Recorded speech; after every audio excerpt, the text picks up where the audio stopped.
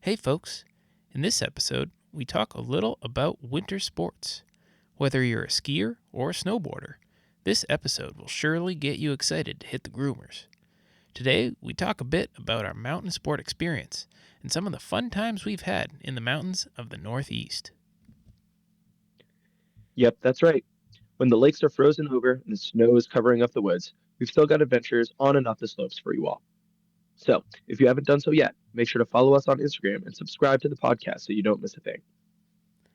All right, thanks for giving us a listen, and without further ado, let's get into the episode.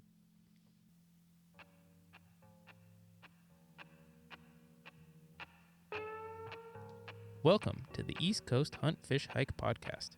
I'm Pat Carroll, hunter, fisherman, and general outdoor enthusiast. Join me and my brother Mike as we share tactics, recount stories, and plan our upcoming outdoor adventures. Welcome to the East Coast Hunt, Fish, Hike podcast, your home for stories and tactics in the woods and on the water. I'm Pat Carroll, and I'm joined as always by my brother and co-host Mike. How's it going, Mike? It's going well. It's going well down here in Georgia. Things are getting a little bit on the colder side. We're tired. We're getting on the school front. We're getting into midterms and midterm comments and midterm grades and stuff like that. So things are busy. We're tired. It's getting a little bit colder, but we're doing all right, making our way through the cold kind of like doldrums of early January here. So things are going well. Things are going well, and we're kind of like hunkering down here for the winter months, which are not quite as cold as they are up north. But they still get cold enough. I'm here. If I sound a little bit different, it's because I'm recording in a new location.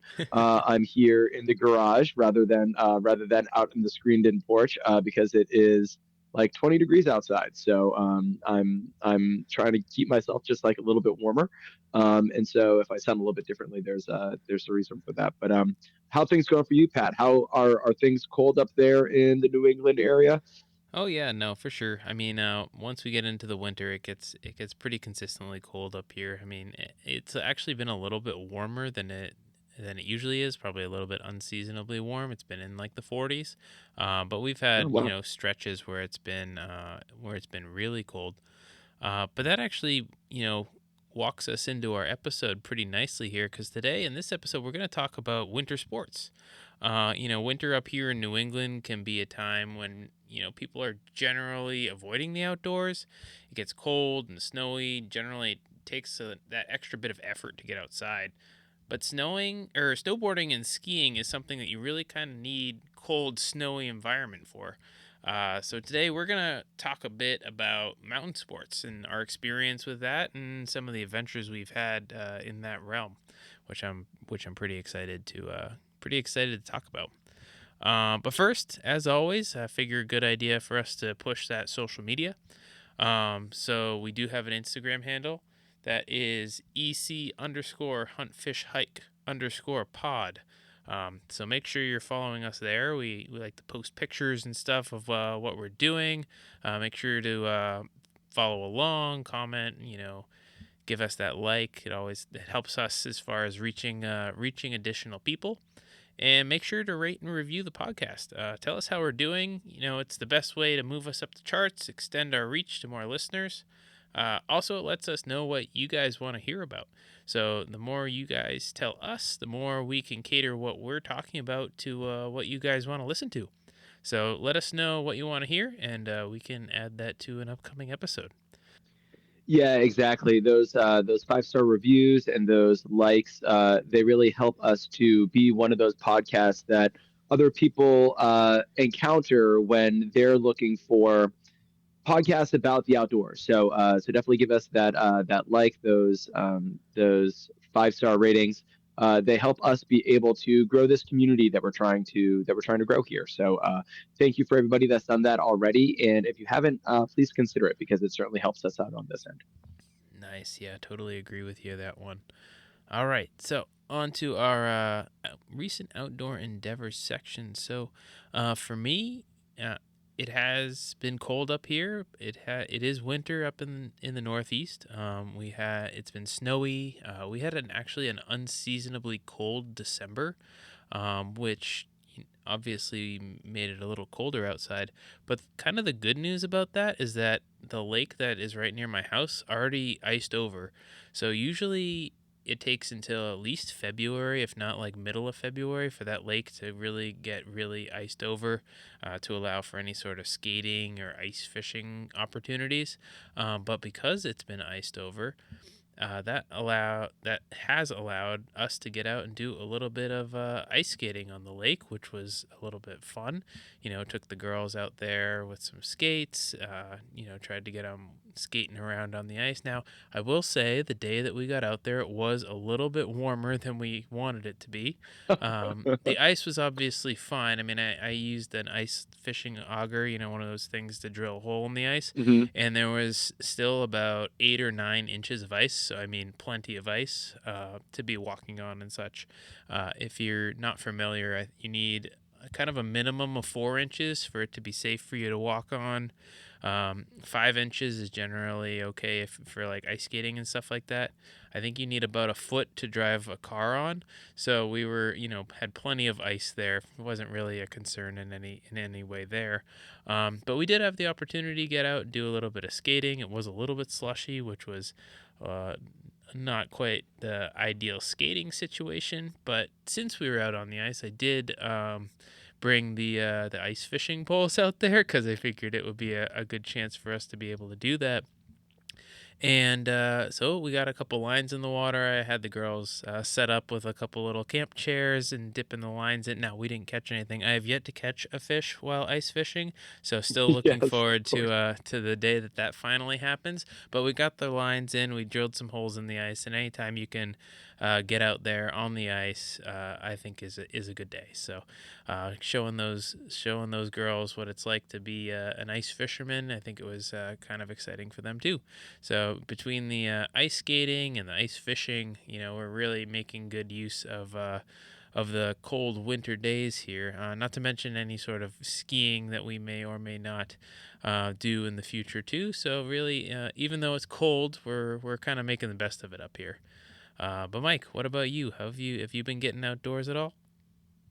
Yeah, a little bit. Before I get into that, though, I got to say that for those that are listening at home, be on the lookout. At some point, it's on like my bucket list to go ice fishing. I've never done it. I can remember when I must have been like 10 years old, and I was going up to like a friend's birthday party up around Lake Winnipesaukee, up in it was up, gosh, it was Ben Hetrick, who was a member of the club swim team that we used to be Shout out on. to Ben if you're Yeah, listening. Ben Hetrick, if you're listening, like, thank you for inviting me to your 10-year-old birthday party.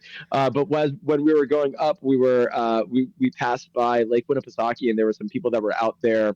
I don't know if it was like exactly Lake Winnipesaukee or one of like the ponds that's adjacent to it, but there were people out there ice fishing, and I was like, that looks so cool.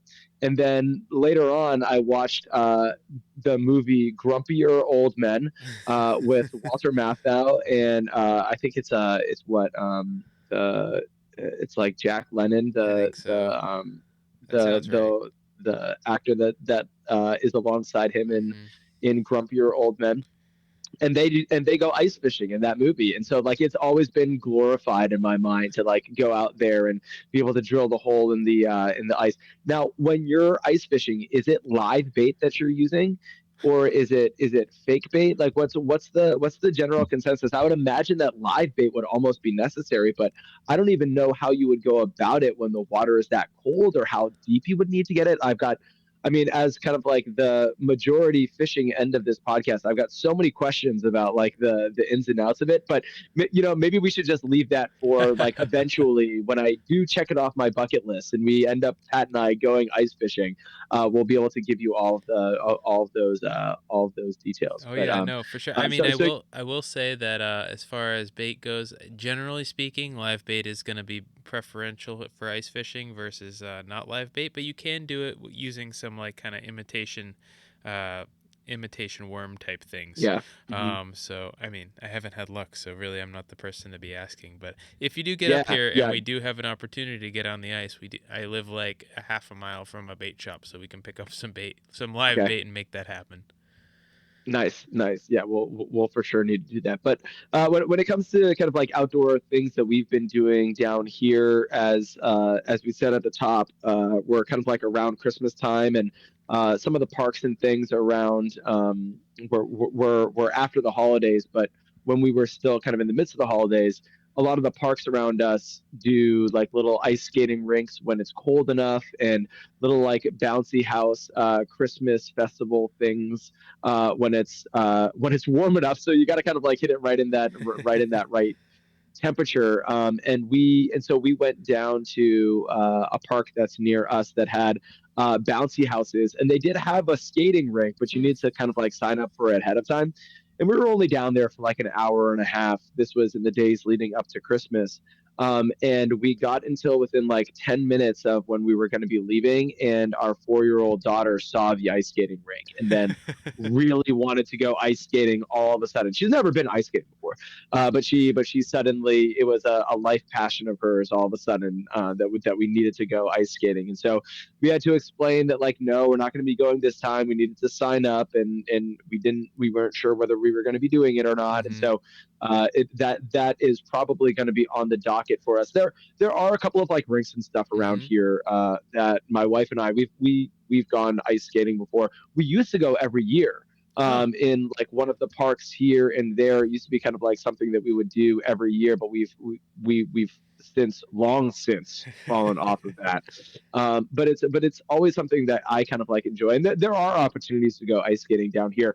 However, there are a lot of times when things get too warm, even like a place that has a regular ice skating rink. Then you got to be, if it's an outdoor rink, you got to be ready for them to say, like, actually, it's been 60s and 70s the last couple of days. We're shutting it down Hmm. for like this weekend, you know. So you got to kind of like play it by ear. But Yeah. um, the Christmas time and holiday season means that I'm getting to the end of my coaching season, which is now concluded. I coach football in the fall, and then I'm the head middle school swimming and diving coach at the high school, and it's a middle school and high school where I teach. And so we had our middle school championship meet. It's actually like the biggest middle school swim meet in the state of Georgia. Hmm. They've been doing it for like 50 years. And we ended up winning for the boys, winning for the girls, and winning combined. So it was a really awesome showing. I toiled over the lineup, Pat, for like 2 weeks leading up to it, and it was Hmm. nice to be able to see some of those risks and some of those maneuvers that I had made pay off. Hmm. So it was a really really great end to the season, and now I'm done. I used to coach track in the spring. I used to be a 3-sport coach, but when my wife and I uh, grew our family and had some kids, I ended up stepping away from track. Hmm. So I'm now done until the end of July when Nice. football gears up again. So that's pretty exciting. I know that's not necessarily outdoors, but it is kind of like outdoors adjacent. It's athletic at Hmm. least. Just yesterday, I got out to the driving range. I had Nice. a uh, I had a virtual I had a virtual like appointment that I had, and I normally do it at a park right by like a parking lot that's attached to a park that's right down by my work. Hmm. But I suffer from migraines, and I have like a migraine medication, and I forgot to take it. And so I got like a couple of miles from the house, and I was like, shoot, I forgot to take my migraine medication. And so I ended up driving back to the house. And by the time I was back, I was like, well, I don't think I'm going to be able to get to that park that I would normally have this appointment in. And so why don't I just go to a different park? And I went somewhere where there's a drop in that I'm looking to utilize right on the Chattahoochee River. Oh, cool. And so I kind of like found another inlet for the Chattahoochee River that I'm Hmm. excited to explore. Had my appointment, and then it's right next to a driving range that's right by me. So I went to the golf. I went and got a medium bucket of balls with some of my Christmas money, and hit a medium bucket of balls before returning to work, which was really Nice. nice. I still have this like vicious slice in my swing, but I'm slowly kind of like fixing that, and Mm-hmm. so now I have like a new set of problems with my golf swing. Yep. But that's the sport as I've long ago learned. But winter is definitely upon us, and as a result, like winter sicknesses are upon us too. Mm-hmm. The kids are back in school, and so the sicknesses are definitely upon us. One of the bigger outdoor events that we were going to have, we ended up having to cancel. Mm-hmm. So listeners at home, every year after Christmas, which we typically spend down here.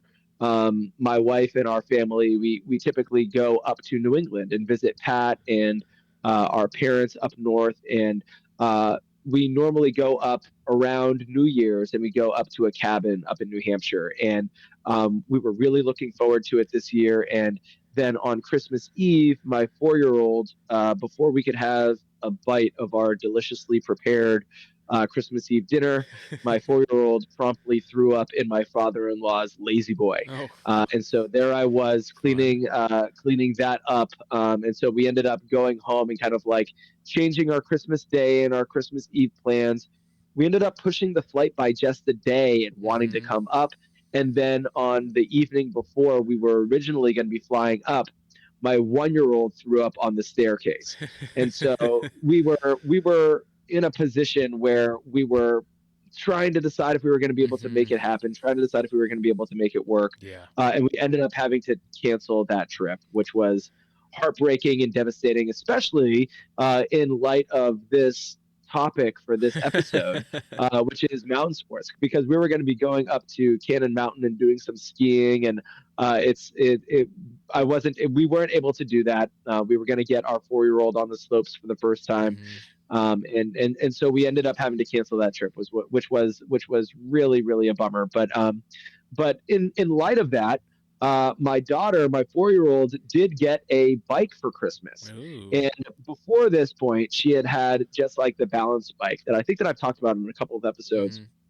just like going to the park and letting her ride that balance bike around. And I hadn't been like a disciple, so to speak, of the balance bike, until I saw her riding on her 2-wheel bike. And Mm-hmm. the big thing about those balance bikes, I'm sure those of you that are listening at home that have them know that you're supposed to be able to go like right from this balance bike right into skipping over training wheels and going Mm-hmm. right onto like the 2-wheel. And I didn't really buy it until I saw my 4-year-old. And what it is that she was able to do on this 2-wheel bike, on this 2-wheel pedal bike on Christmas Day.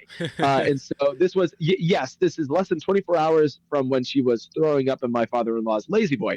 But still, on Christmas Day, we got her out there. I think my wife had looked up online, like how to kind of like help out your child as they're just Mm-hmm. starting to learn how to ride their bike, and she saw in a couple of threads to like use leggings, and you can loop it through the bike seat just to Oh, kind of like stabilize them so that you can hold onto it and run along with them, and then you just kind of like pull the leggings up and they can just like pedal and ride. And on the very first try, I did exactly that. I had the wow. leggings kind of like loop through, Yeah. and my daughter, my 4-year-old daughter, just like took off down this very like gradual hill that's in front of us. She didn't know how to stop, but she like slowly got herself, like there's like a gradual uphill on the other side, and she like brought herself to a stop. And so we've got it on video, which is really really Nice. awesome. My daughter, my 4-year-old daughter, on her first bike ride. So we didn't get up to the mountains, but we did get a chance to be able to get outside with my 4-year-old riding her bike for her first Nice. time, which was really awesome. And of course, my 1-year-old is walking and running all over the place Mm-hmm. now. He got like a little tiny miniature little like bike, but he likes running around and walking around more than he likes using that. Um, but yeah, so we've been able to get outside a little bit, though it's been in kind of the unconventional ways, I guess you could say. Nice. Yeah, no, I mean that bummer that you weren't able to come up here around the Christmas holidays, but it sounds like it was still pretty eventful down there in Georgia Oh for yeah, sure. oh for sure. All right. So, now time for us to get into kind of our mountain sports history here. So obviously Mike and I grew up in New England, right? We uh, growing up, we were always kind of three sport athletes, relatively athletic, and what comes along with that is eventually kind of learning how to ski.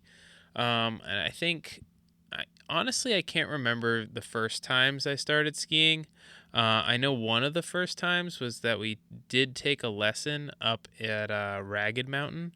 And I remember the lesson being, at least from my perspective, and Mike, I don't know what you remember about this, but I was probably about, I'm going to say about 8 years old or so, maybe a little bit older than that. Hmm.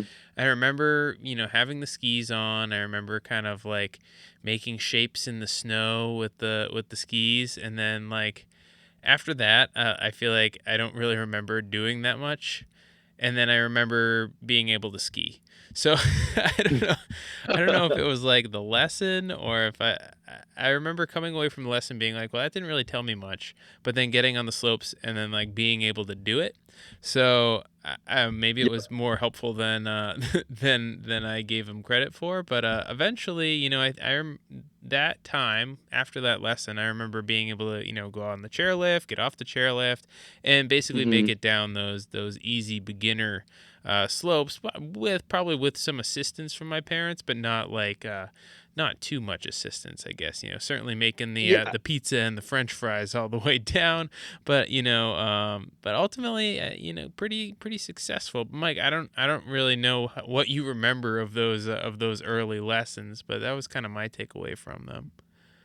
Yeah, so I've got some similarities and some differences in what it is that I remember. I do think that the first time that I ever learned to like snowboard and ski, uh, Dad brought us out to, there was this like, it was a glorified bump. Like to call it a hill is still like an insult to hills. It was like this tiny little like knoll Hmm. that people would go to predominantly to go sledding on. And I can't remember if it was in Boxford or Groveland or it was in kind of like it was in like the backwoods of Hmm. one of the like the towns that's like Yeah. around our house. And I do not know where this bump was, but it's where I like put skis on for the first time before that lesson even, Mm. and kind of like pizzaed my way like down the pizza French fried my way down this bump. I do remember taking that lesson. I do think that it was at Ragged, and I was, if you were 9, that would make me like 7. And I can remember Pat and I have some family. Shout out to Emily and Danny and Ryan, if you're listening to this, who would be coming up from Jacksonville, Florida, and they were being down in Florida. They were new to the sports of skiing and snowboarding, just like we were new to the sports of skiing and snowboarding, except for Ryan. Ryan, our older cousin, was always familiar with snowboarding. He was kind of like he was snowboarding before Pat and I were ever snowboarding. But on that lesson, you and Danny, I think, were in kind of like the middle grade Mm. Okay. skiing lessons, and I'm a year older than Emily. Who, if you were 9, that makes me 7. That means that Emily was 6, and so we weren't allowed to go to like the same like going up the uh, mountain and on the chairlift during that lesson. I can remember having one boot in the snow and one ski in the snow and marching around in a circle. That's what I can remember from that skiing lesson. And I can remember thinking to myself, like, wait a minute, I was pizza and French frying my way down that bump and wherever that bump was. I'm way beyond this. But they did have like the J hook or the J bars, that hmm. whatever those were called, that kind of like the magic carpet that would like bring us up. I think that that's what we were kind of like building to in the 6 and 7 year old lesson. But then, similar to what Pat's saying, I can remember being like then able to ski. And where I can remember being able to ski was at Gunstock. And Gunstock was kind of like a small enough and close enough mountain that Dad would bring us up to Gunstock pretty frequently. Hmm. And I can remember going up and taking runs down when I was at Gunstock, like and knowing how to ski pretty well. Like I can remember some of the runs at Gunstock and wanting to go down steeper runs Hmm. and wanting to go down runs that had like little moguls and bumps that I could like do little jumps off of. This is back when I was, it was definitely older than those lessons. It was probably like 10, 11 years old.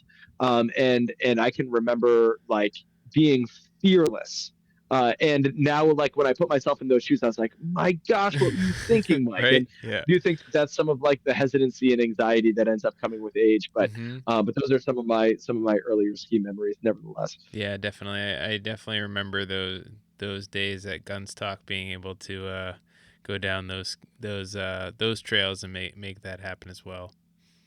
Yeah, I will say that actually that there's one more memory that I do have. Pat, you might remember this too. One of those New Year's skiing trips that we made.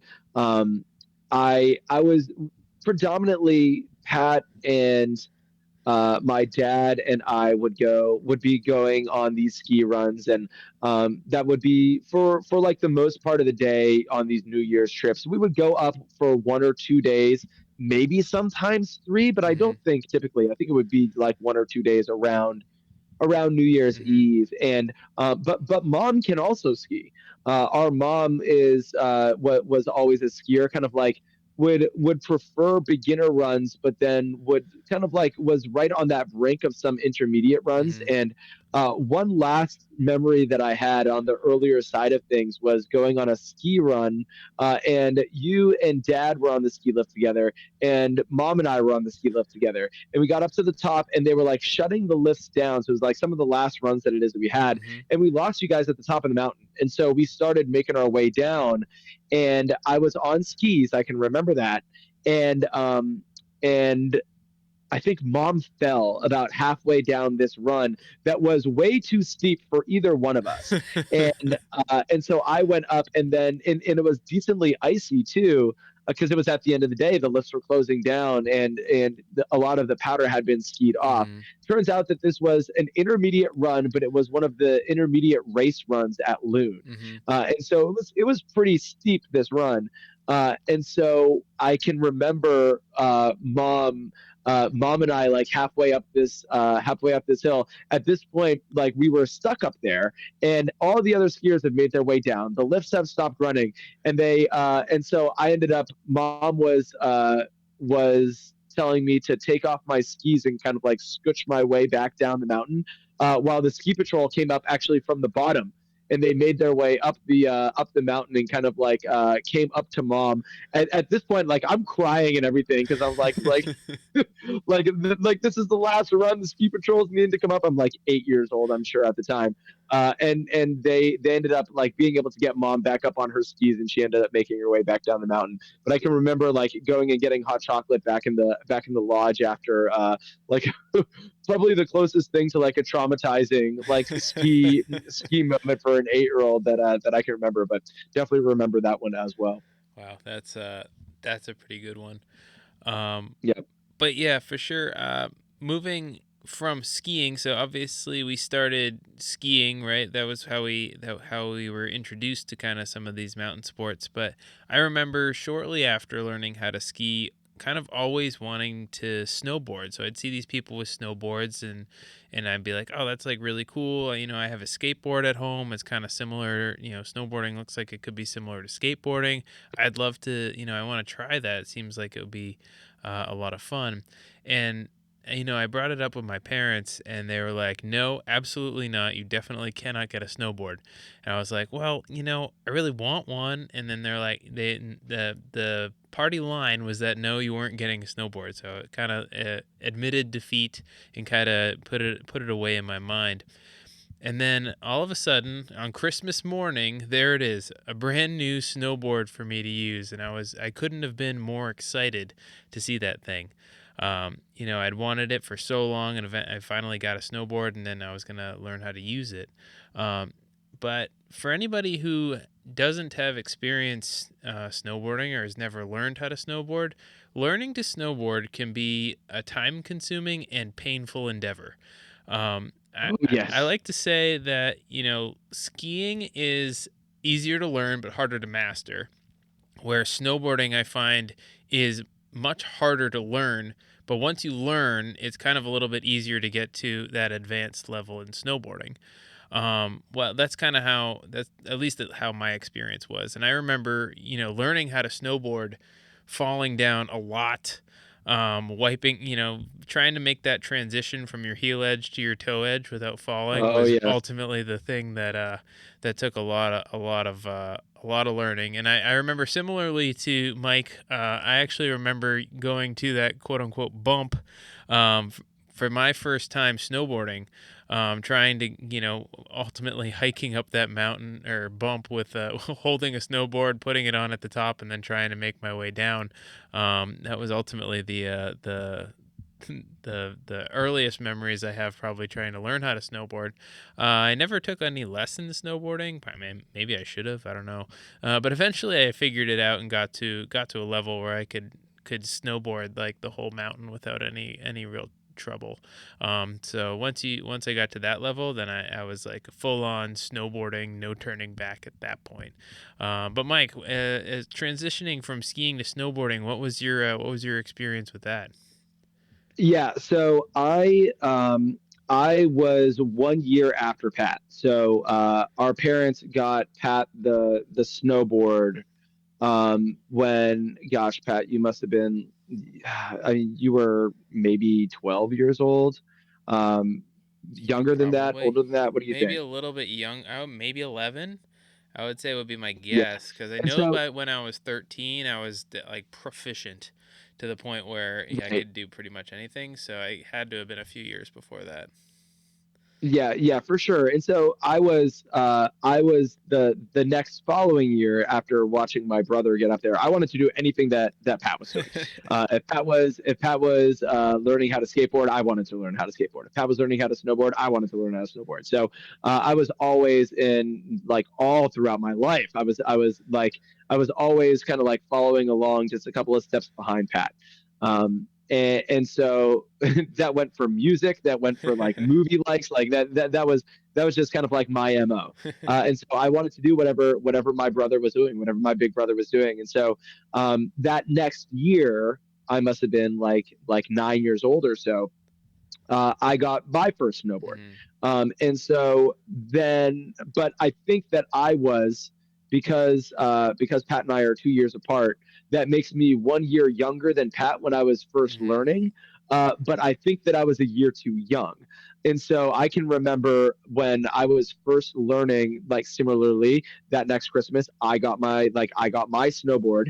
But I can remember not being able to make that transition from the heel edge to the toe edge, but still wanting to be able to snowboard. And so when we went to that infamous bump, I can remember just like digging my heel in the entire way down. Hmm. But damn it, I was a snowboarder, right? So there was a lot of heel edges, and I'm sure that all the skiers and snowboarders at the mountains that we would be going to, like, for the next 3 years, hated me Hmm. because I was one of those people that, and if you're listening at home, I apologize. You can see like 10-year-old Mike making his way down, just like snow plowing all of the fresh powder and just digging right down to the ice because I was heel edging. But damn it, I was a snowboarder making my way down the mountain. But I've got a lot of memories of like heel edging to my right edge and then heel edging to my left edge and then heel edging to the right, and that would be how I would make my way down the mountain. But as Pat's saying, it was probably like 12 years old or so, 12 or 13 years old, when I ended up being coordinated enough and athletic enough to be able to kind of like make that transition onto the toe edge, and I became very proficient by like 12 and 13. And at the age of like 11 or 12, it totally took over my personality, as things do when you're 11 and 12 years old. I Right. was drawing pictures of snowboarders in my like on my notebooks. I was in like art classes. I was like drawing pictures of snowboarders, and I was like always thinking of snowboarding, looking up in the few minutes that I had on the family computer, like different snowboard bindings and different snowboarding boots. When I was like 11 or 12 years old, I ended up getting the Fleetwood Ride board that I now still use. It wasn't my very first board, but a couple of years afterwards, I ended up getting, and it was too big for me at the time. Uh, Mom and Dad did the classic thing where they let me grow into it, but they've now let me grow into it so much that I still use it, and I Yeah. love that snowboard. It was a Fleetwood ride, and it's a board that I absolutely love. It's a little bit on the stiffer side, Mhm. as a lot of Fleetwood rides. I don't even know if they still make them, but that board is like designed to be like a little bit on the thicker side. So you really need to muscle your Mhm. turns in order to get the board maneuvering. And more recently, I say more recently, gosh, at this point, it must have been 7 years ago. But my wife and I, we went on like a ski trip with our school, and Mhm. we chaperoned a trip. And as a result, I was renting equipment on Mhm. this trip. And I got like a more maneuverable, like smaller board, I'm a good snowboarder, so I was able to like adjust to it. But part of me missed my Fleetwood. Part of me missed that, like the speed and the durability. Like I feel like I had like something substantial under my feet, and that's what I got used to. Mhm. And I love that snowboard. But I think that you're right. The learning was slower. It was Mhm. slower coming, but it was quote cooler. And since then, I have way more fun snowboarding than I do skiing. And so I know when I got into like my 20s and early 30s, I had the thought of like, do I really want to be a 30 or 40-year-old snowboarder? Should I make that transition back to skiing?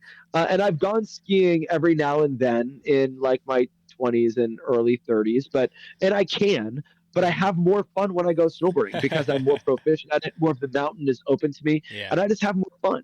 Mhm. And it's no longer because of like the mystique of it being cooler. It's just like what it is that I enjoy doing. Yeah. And so those are kind of that's kind of like my transition from skiing to snowboarding. But uh, I I still kind of struggle with that transition back a little bit because I do have so much fun snowboarding that it used to be that when I was first learning how to snowboard, it was like, all right, well, if I go snowboarding that day, I'm losing a day where I'm Mhm. skiing, and I'm not skiing because I'm snowboarding and I'm getting better at another craft. But Mhm. now it's the reverse. Now Yeah. if I were to go skiing, it would be a day that I wouldn't be snowboarding. So Yeah.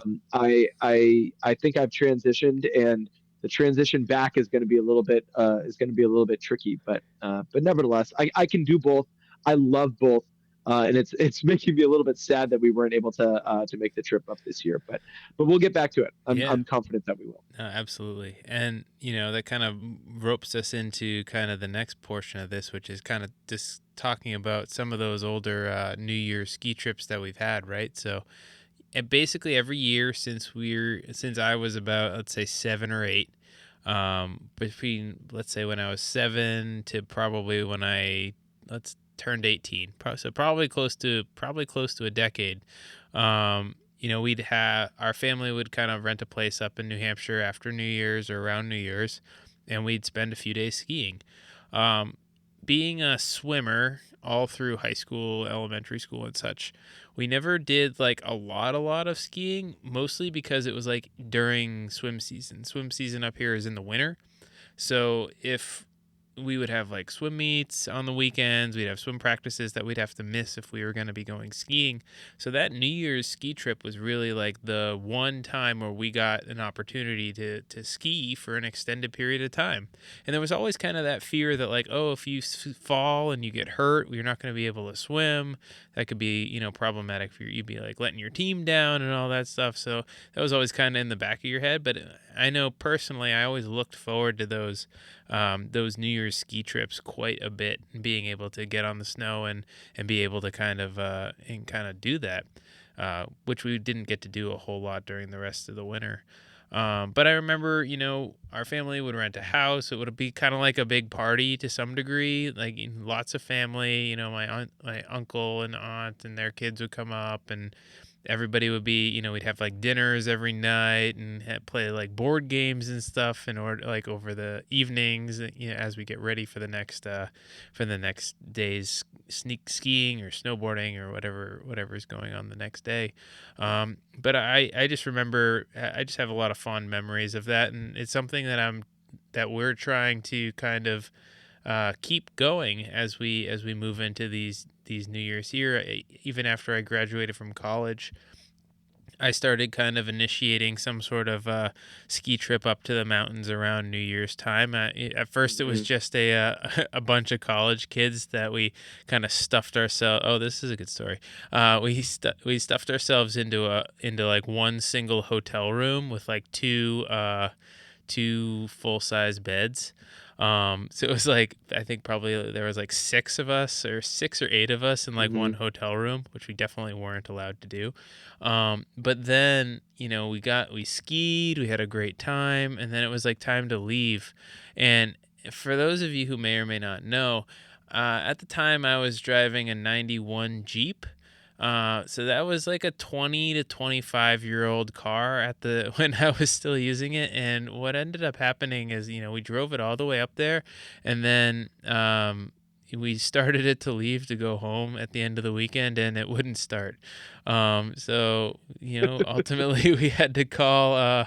We had another friend who had a car, so most of the people got into the other car and drove down, and I was left. I called my dad, and he came up with a trailer on the back of the car and towed that old Jeep Hmm. back home, and kind of saved the day.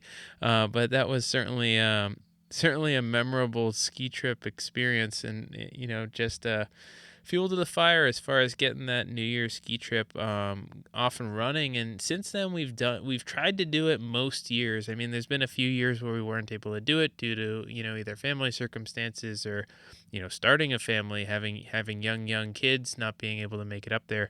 But it's something that we're trying to kind of continue the tradition as we move along here. But Mike, as far as these New Year's ski trips go, what's kind of your memory with those? Yeah, so I can remember similar to what Pat's saying, having family coming up from Florida, renting out the cabin, and Pat, as you're talking about like the board games and the card games, and like even the preparation for that next ski day. Getting up really early that Mm-hmm. next day to be able to make the most out of it, and being there for when the lifts are opening so you can get those runs in, and like packing your lunch for when you're in the Mm-hmm. cabin. And I'm hearing a ton of similarities to when we're at the camp in Pennsylvania getting ready for the hunt the next day, Yeah, right? And definitely. doing those card games and those board games, and kind of like that buzz that's around the camp, and that excitement and getting up early. I mean, there's a ton of similarities Mm-hmm. there, and I think that part of it kind of is wrapped up in that allure that if you go back and listen to our 2 episodes that we did on the hunting trip at the last Tally Ho hunting camp, I think that you're going to hear a lot of the same types of things and a lot of Mm-hmm. the same type of excitement about that buzz that's in the cabin.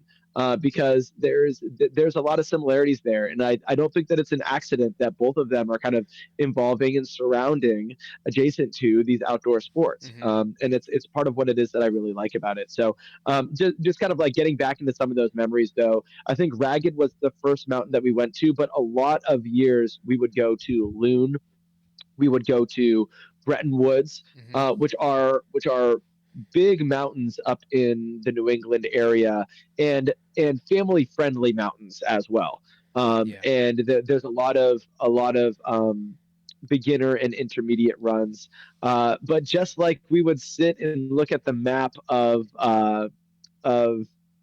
where where we had hunted the day before in the backwoods of Pennsylvania. I can remember getting back to the cabin or being at lunch and pulling out the trail map and Mm-hmm. looking at the different runs that we had gone through and which was our favorite. And that's so similar to a lot of those hunting experiences that I Mm-hmm. cherish as well. So there's definitely a lot of similarities there. But the what I remember the most is being around family and Mm-hmm. being those moments in the cabin, and being around family, especially our family from Jacksonville, our family from Florida that would come up. And a lot of times we would be doing like Disney trips down to visit them in the summer, and they would come up to us in the wintertime. And so it was kind of like this trade off where we got to see these members of our extended family like almost exactly twice every year. And we Hmm. really looked forward to being able to see them in the summer and then having them come up in the winter. So definitely remember that. I can remember the year that our family, our extended family, went and had a hotel room at the Mount Washington Hotel, and we were like watching the lead up to the ball drop and everything on New Year's Eve, and going to the arcade and going to the pool in the Mount Washington Hotel, which is so nice. And then I got sick as a result. There was like a little bit of a bug that was going through the family at the time, and being all crammed into the same hotel room. I remember getting sick right after that. But Pat was talking a lot about being involved in sports and swimming, and I can remember there was a year I was a freshman in high school, so I guess I was like 14, 15 years old or so. And I broke my arm playing football my freshman year.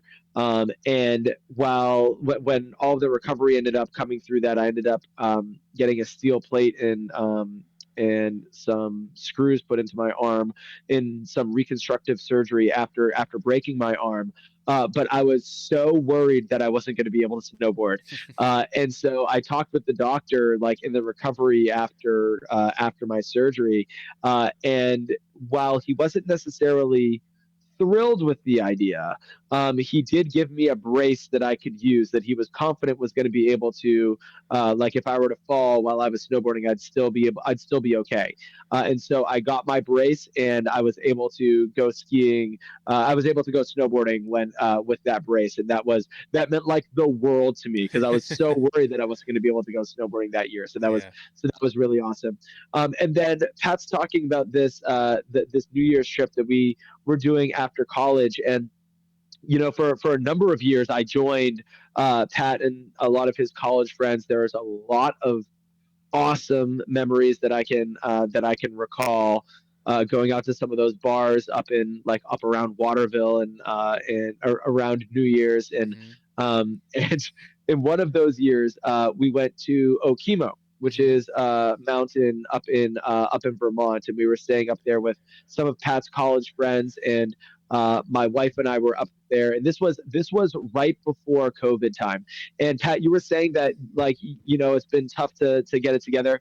We were consistently going on that New Year's trip until COVID hit, Yeah. and then when COVID hit, we kind of like got away from it, and we've been kind of like piecing it back together in the meantime. But I can remember that was an amazing trip up there at Okemo. My wife and I, we were making our way back down, and it had snowed the night before I was coming back down, and so I had like cleared off the majority of my car. But I was driving from the backwoods of Vermont. It was at least an hour and a half before you got to like the New Hampshire border, and then it was probably like 30 minutes through the New Hampshire, like through New Hampshire to get to like the spot on, it was either 93 or 95, like right on the edge of Massachusetts before getting to the Massachusetts border. And I was within a mile of the Massachusetts border. Now, keep in mind, this is on January the 1st. So there are cops that are out all over the highways trying to pick up people that are making their way from state to state for all these New Year's Eve trips, which admittedly we were right in the midst of doing. And so there was a cop that ended up like pulling up behind me, and he was getting really close to my bumper. So I was like, oh crap, this guy is going to pull me over. I know he is. And Catherine was sitting next to me, and my wife was sitting next to me, and she was like, oh, well, maybe he won't pull you over. And I was like, nope, he's going to pull me over. I'm going to take this exit so that he doesn't. And so I put my blinker on in order to try and take this next exit because I just had this feeling that this guy was going to pull me over. And as soon as I put my blinker on, the blue lights went on. So he was waiting for it. He was waiting for me to kind of like try and get off of the highway. And so he put the blue lights on, and I pulled my car over, and he came over to the window and said, "You know why I pulled you over?" I said, "No, sir, I do not." And so he said that there's snow on the roof of your car. Now, this was one of the cars that we were borrowing from our parents. Is one of the old Ford Explorers. I think it was the black Ford Explorer, Pat. It was Hmm. the '94, and I drove it all throughout high school. And I had always been told that what you need to do is you need to get the snow down below the rack level that's on the car, right? That it doesn't need to be bone dry as long as it's below like the rack level. Now I'm not talking about like a ski rack that's on top of the car. I'm talking about like the built-in rack that's on top of the car. Like as long as the snow is below that you're okay. Right. Well, this police officer was of a different opinion, and so he said that there's snow on the roof of your car, and so I said like okay. And he said like license and registration. He went back to his car, and then he came back to the window and said, all right, you've got two options. You can either climb up there and get the snow off of the roof of your car yourself, or we can call a car or we can call a tow company and they can have it towed at your expense. Now, I was driving to the airport, so like calling a tow company was out of the question. So there I go up onto the roof of the car on the side of the road on 95, and I'm shoveling snow off of below the rack on the roof of the car, and I got that thing spotless because in my mind, if I do this correctly, I'm gonna be like I'm gonna be able to get out of the ticket. Like clearly, this officer is gonna have some sympathy for this guy that's living down in Georgia who's getting snow off of the roof of his car in New Hampshire. That I'm not going to be given a ticket. Okay, so I end up going through and like getting all the snow off the roof of the car, and I climb down and like wipe my hands and everything, get back into the driver's seat, and he comes by and he hands me not just a ticket but a court summons. And so I say like, okay, so like how can I go online and pay this? And he said, no, no, no, no, no, sir, you misunderstand. You have to come back up here to New Hampshire and appear in front of like the judge to plead your claim because this is a court summons because of the whatever the rule was that I had broken in having having snow on the roof of my car. And so now it's going to end up costing me like $250 and like $500 combined, $250 like each way in flights to come back up to New Hampshire to go like before flying back down to Georgia to appear in front of a judge for this thing that I can't just pay online. And so I am livid as I'm driving down the rest of the way, get back down to Georgia, and at our father's advice, I like sought legal counsel to try and have an attorney appear for me at court. That did not work. I was going to have to appear in front of a judge. However, you might remember that I said at the start of this story that it was around COVID time. So when COVID ended up hitting, a lot of those court summons, they ended up doing over the phone, and they started doing them virtually and over Zoom calls. And so I ended up lucking out. My court summons was supposed to be in like June of the year of 2020 Huh. when COVID like was really in its throes. And so I got the court summons, and then I got in the mail that the court summons had been postponed. And then I got another postponement. And then I got the letter that told me that I would have the option of doing it over the phone if I choose to do so. And so I talked to the attorney that I'd been in communication with. He said, "Yep, done. Let's do that." And so instead of having to pay the $500 in flights, I ended up calling in. I was absolutely silent with my lips sealed as my attorney spoke on my behalf. I could hear him saying that he lives down in Georgia and he didn't know that he had to have the snow under like off the roof of his car, and it was killing me. As somebody that like grew up in New England, to be like, no, I'm from New England. I had been taught that it needs to be below that roof level, but still, nevertheless, we were able to get off of it with just like a quick fee, and I needed to do an online like driving to endanger course that also cost me like $100 or something like that, but it was worth it. It was so much less money than it otherwise would have been. So that's not even like outdoor sports esque, but it is definitely one of the stories that I remember from those New Year's trips Yeah. for sure. Absolutely. I will say, as cautionary tale, I've also been pulled over on the first of the year, coming home from New Hampshire before. Nothing as crazy as that one, but those cops are definitely out there on the first. So if you're driving home on the first, just make sure you got a weather eye out there. Yeah, they're trying to get those flatlanders that are coming back down to Massachusetts after their ski trips up in New Hampshire and Vermont, and they've got me. So So kudos to them. They were able to get this guy. Definitely true. But anyways, it kind of like transitions into some of the other skiing adventures that I can remember, and a lot of them that I can recall have to do with snow days. So Pat and I went to the same high school. And our mom actually worked at our high school. And so these are some of my fondest high school memories and fondest like outdoor sports memories where would be when our mom, who was working at our high school, would get the phone call that would let everybody know. This was back before kind of like the websites really were the way that you would spread that information. That's how it is that it's used. That like we now we have a portal that we check in on, and it just lets everybody know automatically that school's been canceled. But it used to be like the phone tree. That would need to kind of like branch out to let people know that school would be canceled. And so our mom would get the call before it would end up showing up like on the news with that ribbon that would run at the bottom that you need to like look at. Our mom working at the school would be able to get that call, and so we would have the car packed up the night before, Pat and I. So that as soon as we got that phone call that would come in oftentimes at like 5 o'clock in the morning, we would get right in the car and we would drive up. Sometimes it was like the threat of like a bigger storm that was coming.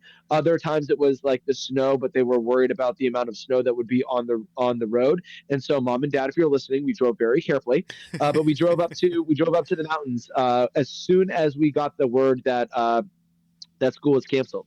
So we'd be driving up at like 5:30 at 6 o'clock in the morning, but we would be able to do runs with like 6 inches of fresh powder of fresh snow from the night before, right in the middle of the week. It'd be on like a Wednesday or a Hmm. Thursday, so nobody else was there. And those are some of the best skiing conditions and some of the best runs that I've ever done, where you would be going and making your way down, like down the mountain, and there would be nobody there. You would not see a single person besides like my brother or Hmm. me. We kind of like took turns, like whoever would be kind of like leading the way, Hmm. but we wouldn't see anybody the entire way down the mountain. And a lot of times, like the snow would still be falling and leaving fresh powder. So if we did the same run again, like by the time we got back up to the mountain and did the run again, like our tracks from before would be totally covered up again by the freshly falling snow. And so it was like dream conditions, and it Hmm. was all possible because thanks, mom, for working at our high school. It's all possible because we got that phone call a little bit ahead of time. But those are some of my fondest skiing memories. And then driving home with like the music blaring and hot chocolate in order to stay awake. Hot chocolate that we either got at the lodge or at Dunkin' Donuts to kind of like stay awake. This was still before I was drinking coffee, but those trips back down to the house after like an unbelievable day of skiing, those are some of my fondest memories on those snow days skiing. Yeah, no, I definitely remember those days too. Definitely some of the best conditions, and you can't beat being in the mountain in the middle of the week during a snowstorm. I mean, that's going to be pretty much the best conditions you can ask for. So certainly remember that, and it was an awful lot of fun. But at that point, I was snowboarding, and now I've kind of take made the transition back to skiing. So I have two little girls. They're just starting to learn how to ski, and I figured I would be kind of the example figure in showing them how to ski by picking up the skis again. So I originally learned how to ski, then I transitioned over to snowboarding, and now I've recently picked the skis back up. And I was a little bit concerned for the same reason that Mike had indicated earlier, basically that any day that I'm on the mountain skiing is a day I'm not snowboarding, and that was always kind of troubling for me. But this time, picking up the skis, what I did was I just left the snowboard at home. So there was never that concern that like, oh, I'm not enjoying this as much as I might want to. I'll just go throw the snowboard back on. That was never going to be an option. So I picked up the skis, and I just committed. And when I did that, I really found a new additional love for skiing. Uh, when I was skiing previously and all the times before, I was still kind of in that like pizza phase, right? Where you'd basically just be kind of pizzaing down the mountain. Most of your turning edge is really just on the one outer ski, and you're not really getting that inner ski involved.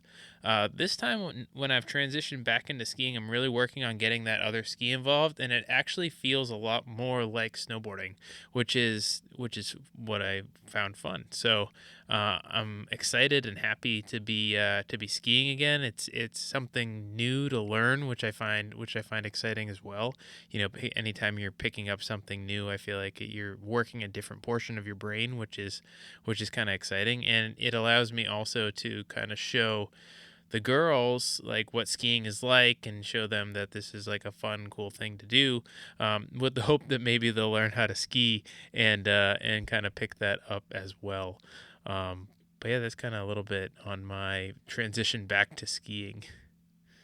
Yeah, I do want to make, I would be remiss if I didn't mention, Pat, that what you're referring to is very reminiscent to me of the burning of the boats at Troy, in the epic poems of the Iliad, right? Where like the burning of the boats is kind of like an indication where it's like you no longer have any way of turning back, Oh right? And yes, yeah, as you're talking about like leaving the snowboard at home, you've got no fallback yes, plan. You've got like it's exactly, the burning of the boats up there at Loon Mountain or yes. at Cannon Mountain or wherever it is that you are, because there's no turning back. You can't fall back on your snowboard because you've burnt your boats Yep. already. So as an English teacher, I'd be remiss You, if I didn't so use every you opportunity to got bring that up. you got that literary reference in there, so you can Yes, anybody yes, we anybody got who's anybody who's playing the drinking game can take one for that one. So yes, yes. There you go. Nothing to Beowulf yet, but we got epic poetry in there. So there you go. But yeah. So I mean I I'm sitting here and thinking to myself, like, am I ever going to make that transition back? And you just really brought up a phenomenal point and a phenomenal reason why I might make that transition back, which would be if the kiddos ever have an interest in skiing, hmm because you're right, being able to model that for them and being able to kind of like be the skier on the mountain, for them to be able to kind of emulate. I think that that would be easier than them like jumping right into snowboarding rather than jumping into skiing. yeah, If they're going to be getting out there on the mountain, it's probably going to be starting with skiing. And if that's going to be the case, even if I'm struggling on my skis, I would want to be on skis rather than a snowboard. So hmm that's a really good point that I hadn't thought about. That would certainly be a leading factor in me being able to make that transition back. Um, but on kind of like the snowboarding side of things, it brings me to a lot of where my expertise of snowboarding really kind of like came in, and where I really developed as a snowboarder and learned a lot of the skills that I have was, after high school when I went to college. My roommate at Boston College, Stephen Leto, shout out to Stephen Leto if you're listening, lived out in California, and he was a really big skier. And a lot of his friends were really big skiers out in California. And so my freshman year, um, I Stephen and I were really close friends. And we're still decently enough friends. I still send him a Christmas card every year. We still chat every now and then. But when my freshman year, I took a trip out to California, and I flew into Oakland and stayed with him for a little while in Davis, California, which is where he lives. And then we would take his car and drove up through Truckee, which is one of the most beautiful regions of the country, up in Northern California. For a while, I was saying that, if all else fails and like teaching doesn't work out, or like if I find myself like out of a job or like needing to like move somewhere, I'm gonna move out to Truckee, California, because it's this like beautiful, like northern, like mountain town, like hmm up in Northern California. And like part of me still loves that Truckee region and that Northern California region. We drive through Truckee on the way up to Squaw Mountain, which is where we did a lot of our skiing and snowboarding. And I can remember snowboarding out there for the first time and going up on the ski lift, and out there in Tahoe, which is where we were skiing up around Lake Tahoe, and up at Squaw. The mountains are absolutely enormous. hmm I don't want to be in any way like bad mouthing the New England mountains. because there's a part of me that actually, in some ways, oh gosh, this is going to be controversial, but there's a part of me that actually does prefer aspects aspects of skiing out in the east over skiing out west. There's aspects that I like more. The trails themselves, a lot of the packed conditions and that I grew up on, I've grown accustomed to. And I really love skiing the East. I've got a ski the East sticker that's like up in my classroom, and up on my like desk in the English office at the school where I work. And there's a part of me that does actually prefer it, but there is nothing better than skiing out west too. I know I'm just talking about some of the aspects, but skiing out west is phenomenal as Hmm. well. And so at Squaw, you kind of like take your first lift up, and it's going up and up and up and up and up and up, and these mountains are so enormous. And we would then kind of like get to the top of the mountain, and I thought that was it. I thought that like you get up to the like the end of your ski lift, and of course that's where your runs start, right? Well, at Squaw, you then take an additional ski lift up to these different bowls that bring you up even like further into the mountain. Hmm. And that was news to me, that you could get off one ski lift and then be getting onto like another ski lift that's bringing you up to like essentially an entirely new mountain. And it just gives you a sense of how enormous those mountains are. Yeah. But a lot of those runs, it's almost like too high and too elevated to be groomed. Hmm. So it's a lot of mogul runs. It's a lot of really deep powder, which can be challenging as a snowboarder. But I learned. I kind of like was thrown into the fire to learn, and I did, and I learned quickly. And I loved that experience of going out to California. We did it every single year until it must have been in like 20 2012, 2011, 2012, when we went out there, and it was an unseasonably warm winter. And so they didn't have any snow up at Squaw. And so we actually ended up taking a trip down south to visit some of my roommates' friends, and do like a little surfing trip down south in California. And that was awesome too. We went down to Cal Poly, and did like a little surfing trip down there, Nice. which was really neat. But we would have parties in the cabins. It's where "Cheers to the Governor" was born in those cabins, or at the very least, it's what brought it back to a lot of those ski trips. Back in the East. But "Cheers to the Governor" was a party game. You could look that one up if you're listening at home and you're not familiar. But I skied Tahoe and loved it, and the bowls and the drops, and it's different skiing those ungroomed trails. But both of them are phenomenal. And a part of me does still like some aspects of those groomed trails. And some of those ungroomed trails in New England too. I know Loon. I can remember when Loon opened up their ungroomed mountain, Hmm. and I don't know if they still do that or if they groom it over there, or what. But I can remember when they opened up their ungroomed mountain, and going on some of those snow days out there are some of my fondest memories. So it's a little bit of my kind of like Western ski experience. But I don't want to be putting down Eastern skiing, because it's every bit as cherished by me. So. No, yeah, for sure. I can't really speak very much on the Western skiing front because I haven't made it out there to do that. But I would definitely. It sounds like a real blast, and certainly something that's on my bucket list as far as something that I want to do, either getting, into the Rockies or over to California in order to get some skiing going on over there. Maybe once the kids learn to ski, we can book a bigger trip, and then we can all go. It'll be Yeah. a lot of fun. But that brings us into this year. So ultimately, right, we are planning a New Year's trip this year. We're planning on renting a cabin and doing some skiing up there.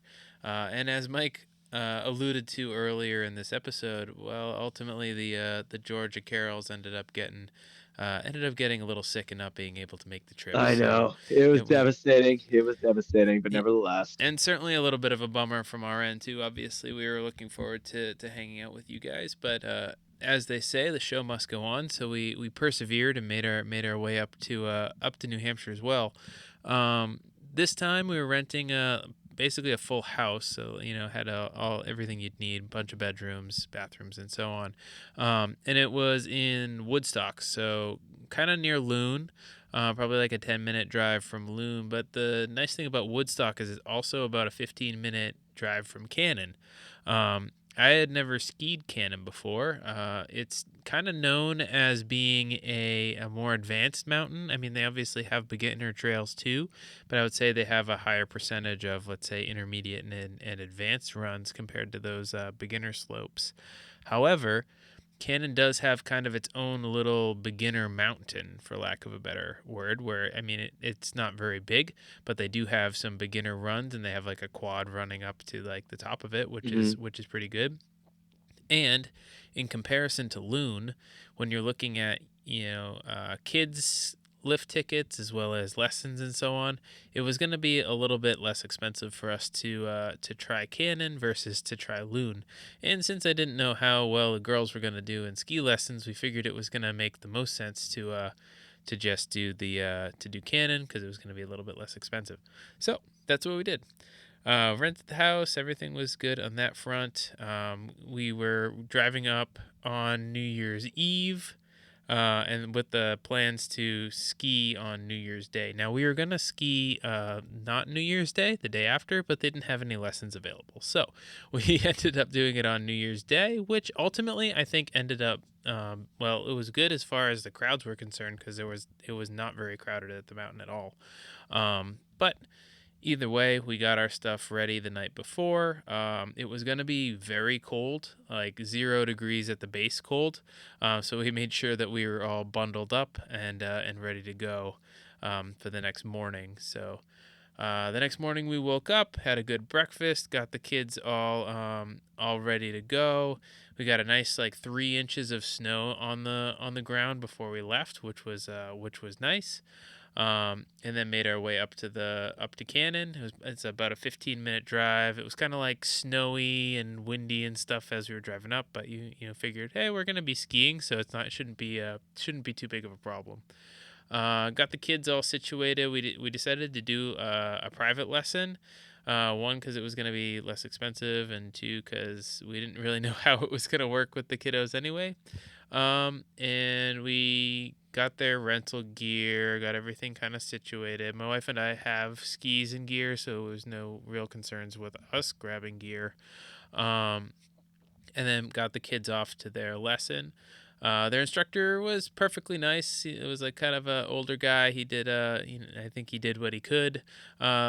But the plan being, right, we'd put the kids in a private lesson for 3 hours, and my wife and I would be able to, ski around for 3 hours while the kids are in the lesson. So that was the plan. So we dropped the kids off. They actually transitioned to the instructor pretty well, better than I thought they were going to. I thought it was going to be tears pretty much immediately, and one of us was going to be sitting in the lodge with them. But they transitioned to the lesson, so that was good. They started off, I think, as you were saying, right, marching in the snow and like walking around with Yep. one ski on, just like what you were alluding to earlier, Mike. And then I think they did a little bit of like walking over to like a little hill, putting their skis on, kind of navigating with the skis. But during that time, my wife and I threw on our skis pretty much as quickly as we could and head over to the beginner mountain. My wife's still learning how to, become proficient in skiing, so the beginner mountain was a good place for her to start. She's working her way up towards those intermediate slopes, and for me personally, I like getting on a beginner run to start off, just to kind of get my feet under me. I mean, I've just transitioned into skiing recently, so being able to get my feet under me on a beginner run, I find to be helpful for myself. Well, we did. First off, there was like nobody on the beginner lifts, like literally not a single. I think we saw like two or three other people on this little beginner mountain, which was awesome. We didn't never had to wait in line for any of the lifts. Um, Hopped on. We probably did. We skied probably for about an hour. with my wife and I before we got a call from the ski instructor who said Oh no. yeah, they're inside. I think I don't know. They're asking for their mom. So we so Oh we gosh. go back over to the ski school, like, "Hey, what's going on?" And they basically they just wanted to hang out with mom. And I was like, "Well, let me see if I can grab the younger one and bring her inside and see if my older daughter will do a little bit more skiing, if she's hanging out with mom." So I grab the younger, I bring her inside. I'm like, "You want a snack?" She's like, "Yeah, definitely want a snack." So we get her a snack, some like chips and Cheetos from the lodge, and she was happy as a clam inside. My older daughter probably they had like a little like ski playground with like some loops and stuff you could like ski under and stuff like that. So she did like a run through there, kind of checking that out for probably another 15 to 20 minutes, and then after that, it was time to call it. So the girls got, let's say, an hour and a half out of their private lesson, Okay. pretty good. So it was okay.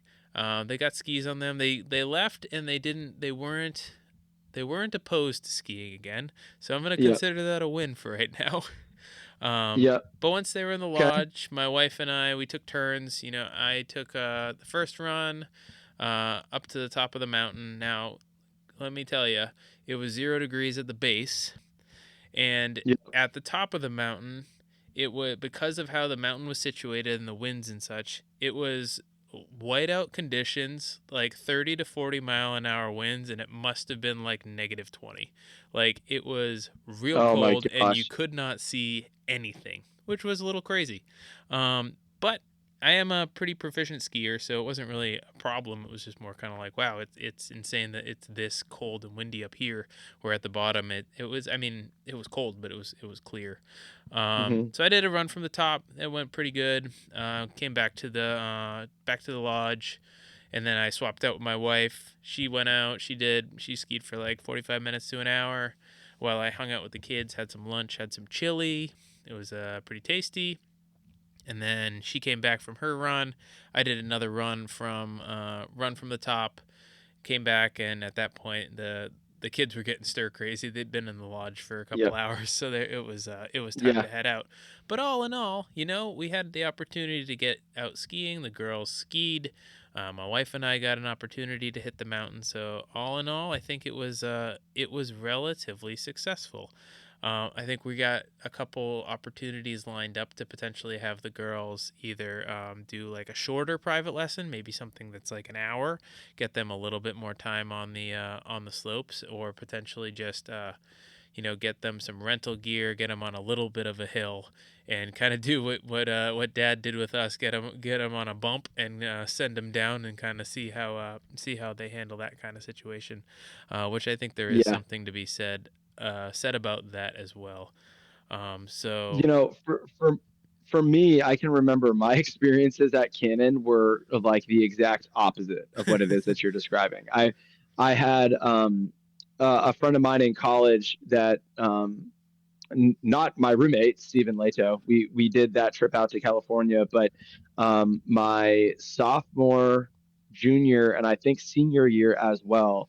I was close friends with one of my other roommates that I ended up living and rooming with in like an 8-person room, and then later on my senior year, like adjacently in a 12-person kind of like block set of rooms. But Connor Smith, shout out Connor Smith if you're listening. Lots of shout outs today. But Connor Smith, he had a family kind of like lake house mhm.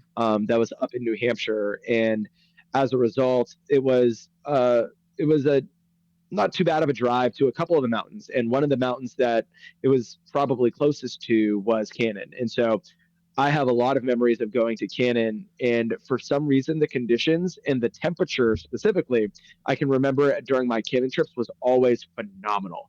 Hmm. And it would be like 35 or 40 degrees, and but it had been like cold enough for them to make snow and or actually naturally snow the night before, so it would Hmm. be like warm but also but also like great conditions and Hmm. not slushy and not icy every time that I've been to Cannon. So like Wow. I've been like dream conditions at Cannon.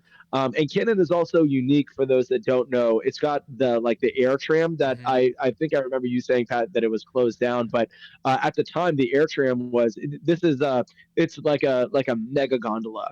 I think like at its max it can hold like 75 or 80 people Hmm. that it can haul up the mountain in each one of these trams, and that's kind of unique to Cannon. It's like the iconic air tram for Cannon Mountain, uh, and and I can remember being kind of like huddled in there and then being able to take runs all the way down the mountain. And so I love Cannon Mountain. I think Cannon's one of my favorites for a lot of those memories. Now I do know that the conditions were great. I also love Waterville for the same reason, for those same Hmm. trips with Connor, that we had gone out to Waterville a couple of times. And he actually knew somebody whose like dad was one of was like in the administration or on kind of like the board at Waterville. Hmm. And so one of the New Year's trips, actually, before I started spending it with Pat, I actually spent at kind of like the presidential suite at Waterville, which was that's a story for another time. But those trips that I have that I can remember to Waterville into Cannon Mountain were some of my fondest as well. But back to your trip, Pat. Were there any like gear issues or cold issues that you or the family experienced? I know you're saying that it's 0 at the base, colder than that at the top. It's windy. Were there any gear issues that you encountered? Yeah, I mean, for me, no. I mean, I feel like I have my system relatively dialed in. I will say that when I was going to the top of the mountain a couple of times, there was a little sliver of skin on the small of my back that was getting Oh real no. cold on the chairlift. But other than that, I was in pretty good shape. I will say that with most rentals for kids, they don't come with like goggles, like ski goggles. Oh gosh. However, we learned this the last time we were skiing with the kids, and I had a set of goggles for the kiddos. So that was kind of a. I'm glad that we were prepared on that front, because if we didn't, the girls would not have been happy with the wind and the snow and the cold. They would have been freezing. As it stands, the girls gear was pretty good. I mean, I can't speak to like the boots and the skis. They Yeah. don't know enough to be able to say quality wise how that felt. But from their cold weather gear, they managed to do pretty good. I mean, I think they were cold at some point, right? I feel like with kiddos, you can't have them outside in that cold of a temperature for that long without somebody being complaining about being cold. But all in all, I feel like they did a pretty good job, which is really all I can ask for them. And they ended and they weren't opposed to trying it again, which is really Yeah. kind of best case. I mean, best case scenario is they learn how to ski, but aside from that, I feel Yeah. like it's not a bad position to be as we move later into the winter.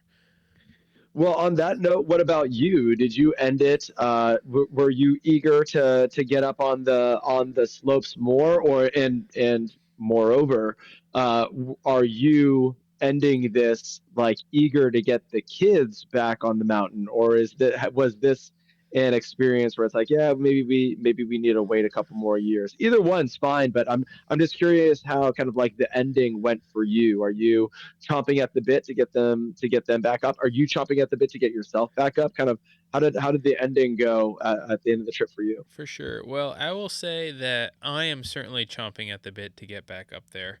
I really enjoy skiing and never can find the time to do it. So, any opportunity I can do that, I'm looking for it.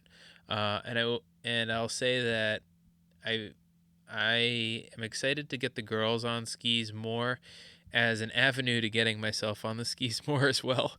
Because if they could learn how to ski, then it gives me the opportunity to Right. do that with them and spend time Mhm. with them while doing something that I enjoy as well. Right. Hmm. So that's good. My oldest has expressed interest in continuing to do it, so I think it is something we'll probably push for as we move through the rest of the winter. My youngest, she enjoys being comfortable.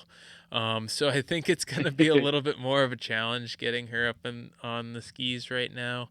But we'll see. We'll see how it all plays out. You know, she may see Yeah, her big sister on skis doing it and decide that that's something that she wants to do, and that's something that she wants to commit to learning. In which case, then we may yeah. be in business in that front. So we'll have to see. We'll have to see how it all plays. Yeah. Well, I can attest as being the younger sibling that worked for me. That seeing you up there on the skis and on the snowboard, that was all the encouragement I needed to get out there. So Oh, absolutely. Well, Mike, I think we did a pretty good job outlining our kind of history with skiing and snowboarding, as well as kind of giving an update on where we're at this year so far, as far as outdoor winter activities. Do you have anything to add before we call this one? no, no, I mean, it just makes me really eager to get out there on the slopes. Mm-hmm. And it's even harder being down here in Georgia. But the especially when we had the trip booked and we were ready to go. But as I think back on these other memories that we have, it makes me that much more confident that we're going to be able to get it back up again. Yeah. It makes me that much more confident that we are indeed going to be able to make it a more regular thing. Mm-hmm. And when we're able to do that, especially as the kids get a little bit older, I mean, nothing gets you back into some of those passions that it is that you have, like being able to share with your kids. I mean, I think about it with like literature all the time. I can't wait to read different books and Mm-hmm. stories with my kids when they're at that point. It's Yeah. a passion of mine. It's something that I love so much. And similarly, there's other passions in the world of outdoor sports that I can't wait to share with my kids too. So I think that as the kids get a little bit older and as the diapers as the diapers go away and we get ourselves into a little bit more of a sustainable sleeping pattern Mm-hmm. with the kiddos. I think that it's something that's important to us, Yeah, right? And for so sure. I think for that reason, it's going to be something that we'll be able to piece back together. Yeah, no, totally agree with you there. Excited for what the future holds on that front. Excited to get skiing and snowboarding with you again, Mike. Maybe if it's not this year, then definitely for the next year and the years to come as well. Um, but I think that's gonna be it for this one. We talked a lot about our outdoor endeavors, what we've been doing outside, what our outdoor history is as far as skiing and snowboarding is concerned, and ultimately continue following along. If I get outside anymore, get into the mountains for skiing and snowboarding, or any additional fishing on the lake, I'll definitely be sure to update that Instagram and make sure I share any of that stuff with you guys as well. But I think that's gonna do it for this one. So until next time, get outside, have some fun out there.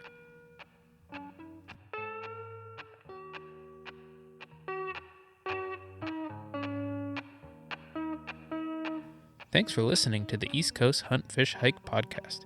If you have questions, comments, or have an idea for an episode, feel free to follow us and reach out over social media. Don't forget to rate, review, or tell your friends about the podcast. And until you hear from us again, get outside, have some fun out there.